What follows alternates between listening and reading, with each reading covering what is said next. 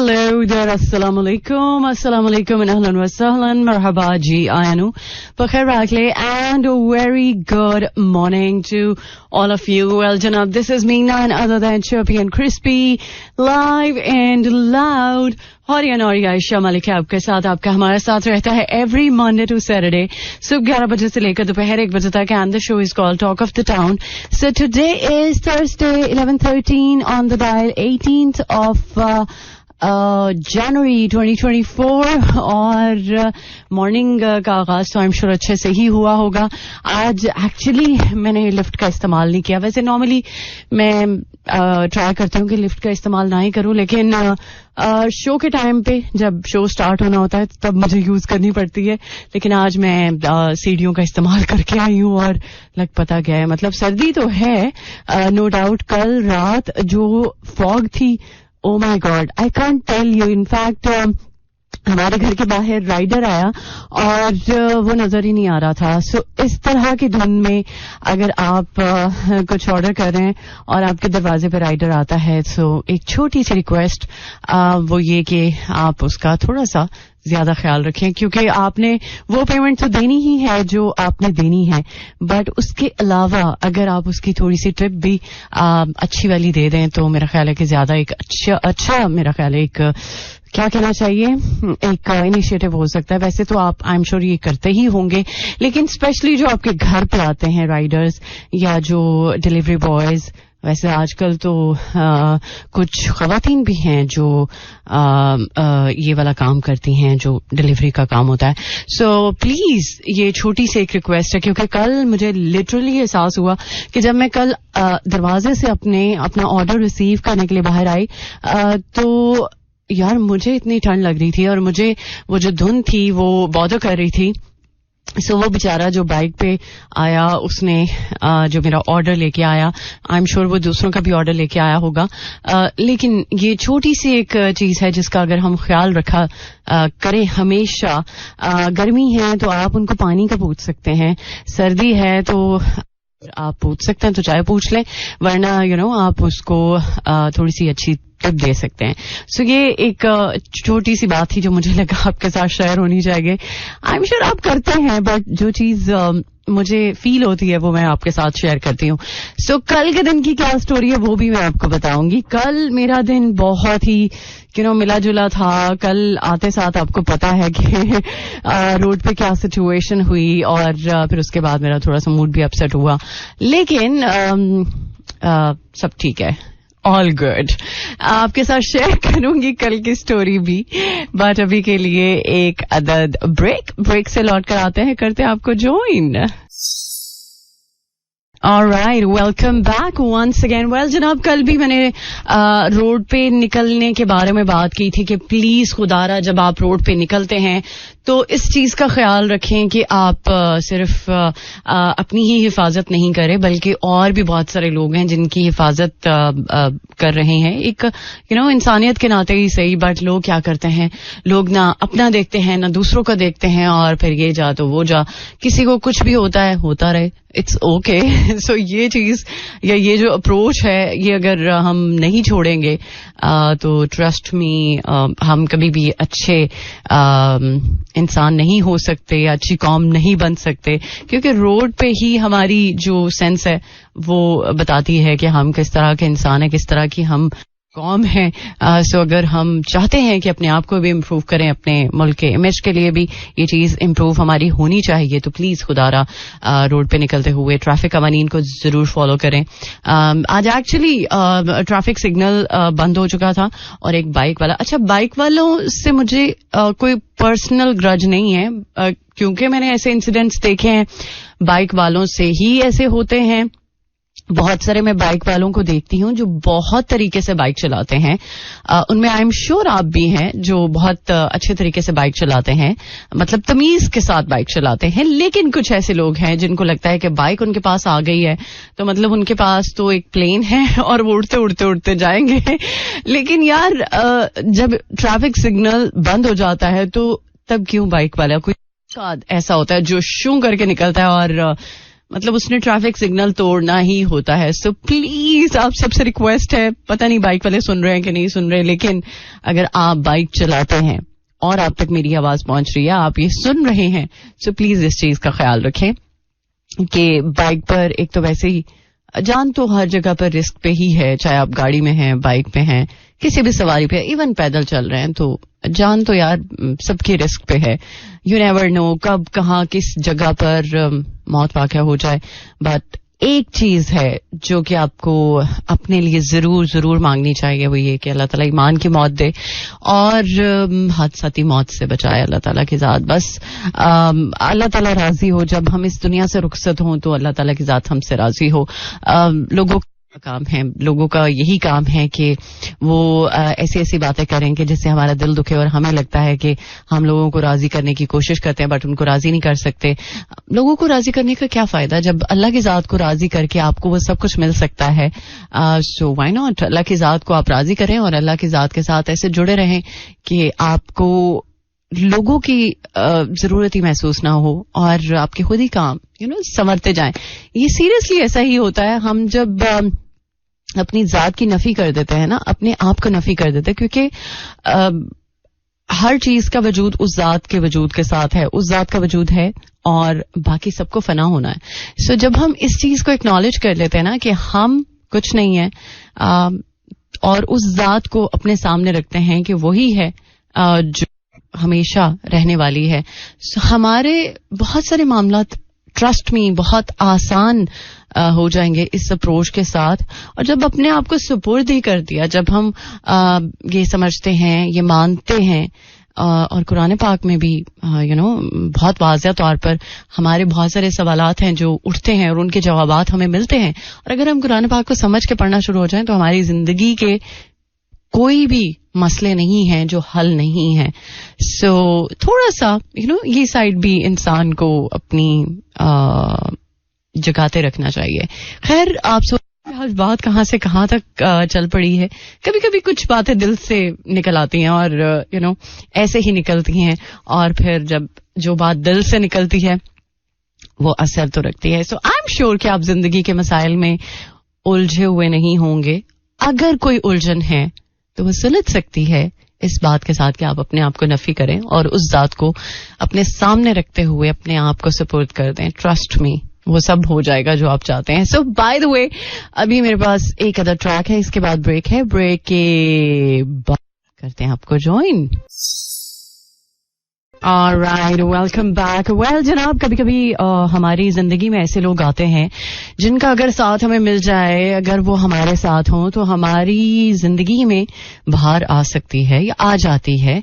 लेकिन कुछ ऐसे ही लोग होते हैं जो हमारे जिंदगी को जहन्नुमी बना सकते हैं. बाहर के बाद खिजा भी हमारी जिंदगी में वो लेकर आ सकते हैं. लेकिन सिचुएशन में एक चीज, एक मंत्रा जो मुझे समझ में आई है वो ये कि अगर हम, मैं ये नहीं कहती कि I me myself all the time होना चाहिए, but I me my self वाली जो एक अप्रोच है वो इस लिहाज से बेहतर हो सकती है कि लोगों से हम वैलिडेशन मांगते हैं कि हमारी इम्परफेक्शंस को ओन किया जाए अगर हमारे साथ हैं तो, लेकिन कोई दिल से उसको ओन करे तो बात बनती है ना. आप में से बहुत सारे ऐसे लोग होंगे जिनके साथ जिंदगी में ऐसे लोगों का उनको इत्तेफाक हुआ होगा कि उनके साथ कुछ लोग जुड़े और फिर उनको बहुत ही ज्यादा एक अच्छी फील देने के बाद फिर उनको जब छोड़ने पे आए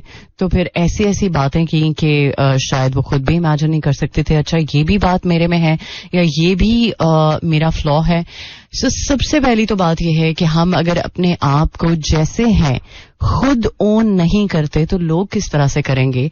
सो सबसे ज्यादा जरूरी ये है कि हम अपने आप को जज नहीं करते, हम अपने आप को ब्लेम नहीं करते जब हम अपनी इम्परफेक्शंस को ओन करते हैं.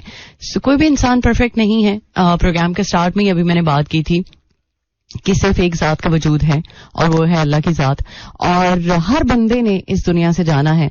और अगर हम इस दुनिया में आए हैं तो हमें अगर अपने मकसद का नहीं पता, हमें अपनी उस एक कोर का नहीं पता, अपनी रूट का नहीं पता, जिसके साथ हम जुड़े हुए हैं, तो फिर हम जिंदगी में कुछ भी कर सकते हैं, कोई भी बात कर सकते हैं ऐसी जिससे किसी को तकलीफ भी पहुंच सकती है, जिससे हम अपनी जात को एक्चुअली हर्ट कर सकते हैं.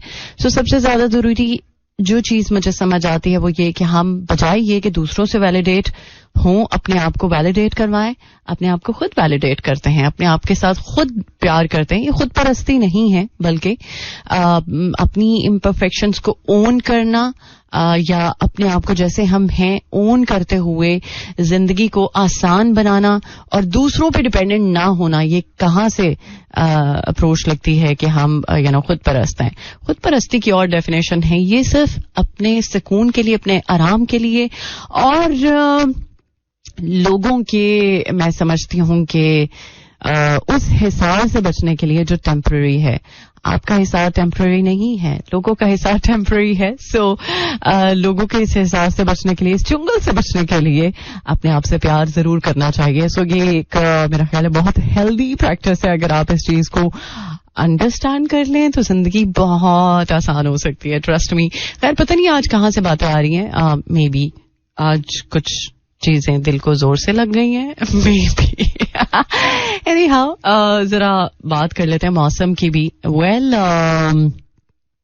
ईरान की जो सूरत हाल है वो भी आगे चल के डिस्कस करेंगे, बट मौसम बिल्कुल भी औसम नहीं है. डेंस फॉग का सिलसिला जो है वो 8-10 रोज तक रहने वाला है.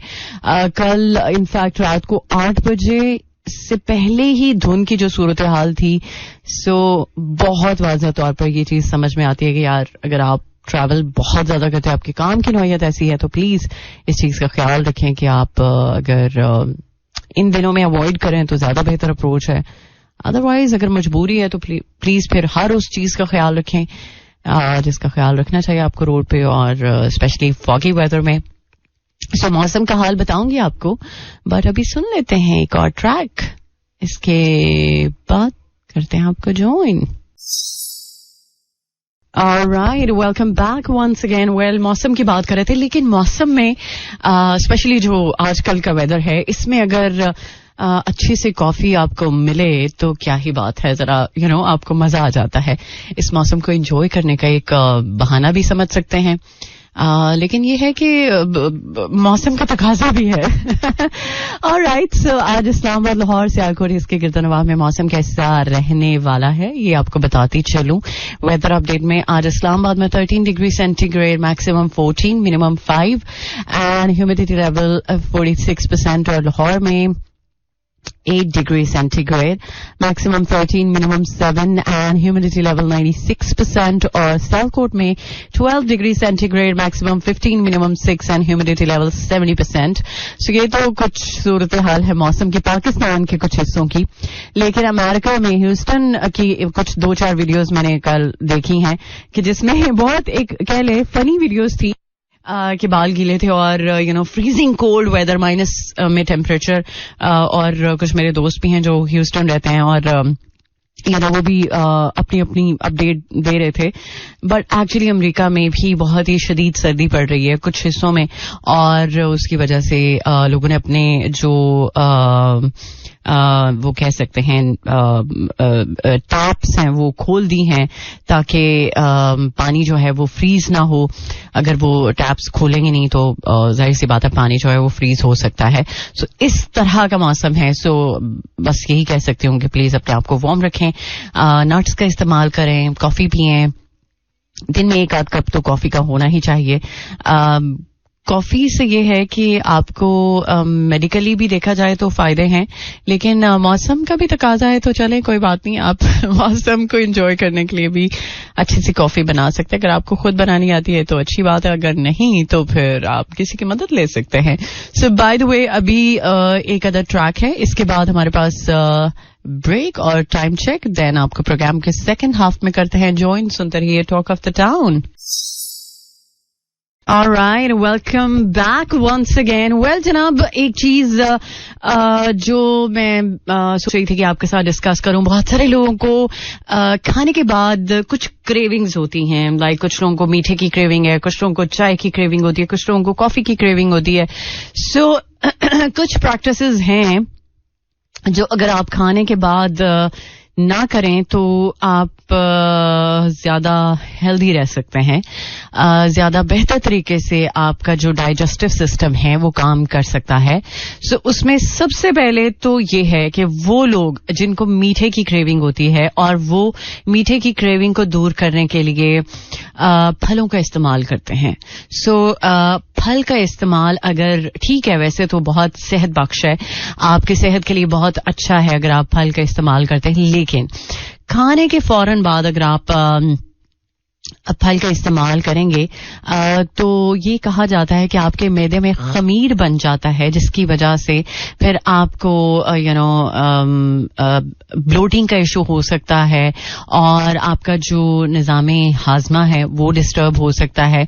लिहाजा 30 मिनट की ब्रेक लाजमी देनी चाहिए खाने के बाद. और अगर आप खाने के फौरन बाद चलना फिरना भी शुरू हो जाते हैं ना, वो भी सही अप्रोच नहीं है. मतलब आप सुकून से खाना खाएं, सुकून से बैठें और उसके बाद थोड़ी एक्टिविटी करें. मतलब आप एक्टिव रहें, ये नहीं कि आप बैठे हैं तो बैठे ही रहें, अगर बैठे आप लेट जाएं. सो इस तरह की, वैसे कल मैंने बात की थी इस बारे में, लेकिन माहिरीन भी ये कहते हैं कि खाने के फौरन बाद कुछ प्रैक्टिसेस हैं जिनको आपको नहीं करना चाहिए.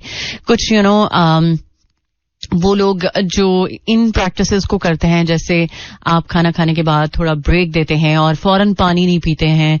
खाने के बाद वैसे भी पानी फौरन नहीं पीना चाहिए. क्यों पानी पहले कहा जाता है कि खाने से पहले पी लिया जाए ताकि आपका जो स्टमक है वो एक तो बेहतर तरीके से काम करे, दूसरा ये कि आपकी भूख जो है वो थोड़ी कंट्रोल्ड रहे, आप ओवर ईटिंग ना कर लें, राइट. और दूसरा ये कि एक और प्रैक्टिस वो ये कि आप में से बहुत सारे लोग होंगे जो खाने के बाद फौरन उनको लगता है कि यार दांत ब्रश कर लिए जाएं. सो खाने के फौरन बाद जो है वो दांत ब्रश नहीं करने चाहिए, क्योंकि जो पेस्ट है वो जाहिर सी बात है उसमें केमिकल्स तो होते हैं.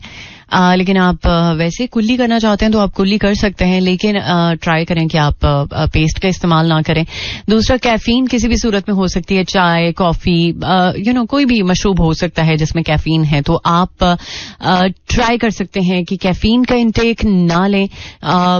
मीठी अशिया, जैसे अभी मैंने बात की थी कि फलों का इस्तेमाल वो भी मीठे में आ जाता है, लेकिन प्रॉपर जो एक मीठा है जिसमें कुछ लोग स्वीट डिश बना लेते हैं, सो वो बेसिकली आपके खाने को डाइजेस्ट करने में रुकावट बन सकती है. तो आप मीठे का इस्तेमाल ना करें.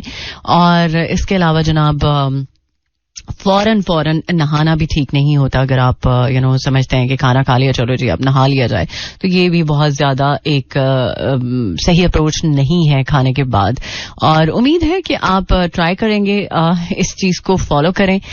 लेकिन कुछ लोग एक और भी चीज है जो कि लोग बहुत ज्यादा फॉलो करते हैं. अब कैफीन की बात आई है तो कैफीन भी डिफरेंट तरीके से आप इस्तेमाल कर सकते हैं. कुछ लोग चाय कॉफी से कैफीन हासिल करते हैं, कुछ लोग सिगरेट से कैफीन लेते हैं, कुछ लोग आजकल ये जो पाउचेस वगैरह आ चुके हैं, मतलब बदल चुकी है ना चीजें और ट्रेंड्स बदल चुके हैं. अब इलेक्ट्रॉनिक सिगरेट्स बहुत ज्यादा लोग इस्तेमाल करते हैं और वो ये एक्सक्यूज देते हैं कि इलेक्ट्रॉनिक सिगरेट का क्या नुकसान. कोई नुकसान नहीं है. मतलब आप इजी होके इलेक्ट्रॉनिक सिगरेट का इस्तेमाल कर सकते हैं, वेप शेप का इस्तेमाल कर सकते हैं, बट एक्चुअली वेप में वो जो एक केमिकल डलता है उस पे बहुत सारी रिसर्चेज आई हैं. सो वो जो केमिकल आप के अंदर जाता है, ठीक है वो फ्लेवर्ड होता है, ठीक है वो सिगरेट की तरह आपको लगता है कि नहीं उसका धुआं नहीं निकल रहा, धुआं तो निकलता है एक्चुअली, लेकिन उससे अगला बंदा जो है वो इफेक्ट नहीं होता. क्यों नहीं इफेक्ट होता? पहले शीशे का एक ट्रेंड था. सो कुछ लोग शीशे के बारे में प्रॉपर रिसर्च करने के बाद इस नतीजे पे पहुंचे कि हाँ यार ये चीज सही नहीं है, हमारी सेहत के लिए सही नहीं है. बट हमें पता होता है कि ये चीज सही है, ये चीज सही नहीं है, फिर भी उसके बावजूद हम फॉलो करते हैं. फिर भी उसके बावजूद हम समझते हैं कि नहीं हमारा खाना जो है वो सिगरेट के बाद हजम होगा, हमारा खाना जो है वो चाय के बाद हजम होगा, हमारा खाना जो है वो कुछ मीठा खाने के बाद हजम होगा. अगर आप मीठा खाना ही चाहते हैं तो आप शक्कर, प्योर जो ऑर्गेनिक शक्कर होती है, गुड़ का इस्तेमाल कर सकते हैं या शक्कर का इस्तेमाल कर सकते हैं. सो आपको लगता है कि आपका गुजारा नहीं है तो फिर आप गुड़ या शक्कर का थोड़ा बहुत इस्तेमाल कर सकते हैं. लेकिन ट्राई करें कि खाने के फौरन बाद आप जरा ना पानी पिए, ना फिर ये जो मैंने प्रैक्टिसेस आपके साथ डिस्कस की हैं, शेयर की हैं, सो इनको अगर आप अवॉइड करेंगे, ट्रस्ट में आपको बहुत फायदा होगा. ये छोटी छोटी चीजें हैं जिनका ख्याल रखा जाए तो जिंदगी जरा अच्छी हो सकती है. बट हम क्या करें, हम लकीर के फकीर हैं. अगर हमें कोई चीज पता भी है और हमें उस चीज का इफेक्ट नहीं हुआ, और जब इफेक्ट हुआ है और कोई हमें उस बारे में जरा डिटेल बात करके बता रहा है, तो फिर हमें जरा असर होता है, अदरवाइज हमें असर नहीं होता. सो थोड़ा सा खुद का भी ख्याल रखना चाहिए, और ऐसी चीजें आपको पता होनी चाहिए जो आपकी सेहत के लिए अच्छी हैं और जो आपके लिए नुकसानदेह हैं. सो आई एम श्योर आप ये छोटी छोटी प्रैक्टिसेस करेंगे खाने के बाद, और ट्राई करेंगे कि इसको आप कंटिन्यू रखें, प्रॉपर फॉलो करें. सो अभी हमारे पास ब्रेक है. ब्रेक के बाद लौट कर आते हैं, मजीद कुछ अपडेट्स आपके साथ शेयर करूंगी. तब तक मेरे साथ रहिए. फीडबैक के लिए 4471 is the number two text in, या फिर मुझे फॉलो कर सकते हैं इंस्टाग्राम पे Ayesha Malik official. It's AISHAMALIK official. पिछले कुछ रोज की मैंने रील्स भी आपके साथ शेयर की हैं. अगर आप चाहते हैं कि मेरे साथ कनेक्ट हो, फॉलो कर सकते हैं. सो बाय द वे अभी ब्रेक है, ब्रेक के बाद लौट कर आते हैं, आपको करते हैं join. Alright, welcome back once again. Well, जनाब, सेनेट ने बेसिकली एक बिल जो है वो अप्रूव किया है.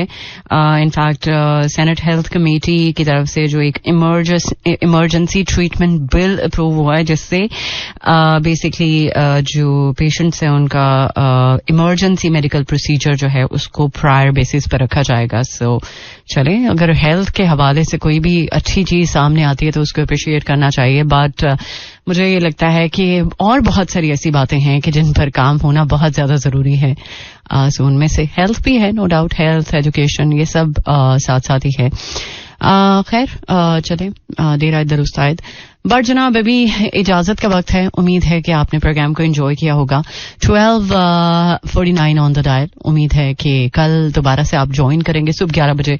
Till then, take care, Allah हाफिज, अल्लाह निगहबान एंड खुदा पमान. This is Mira FM 107.4.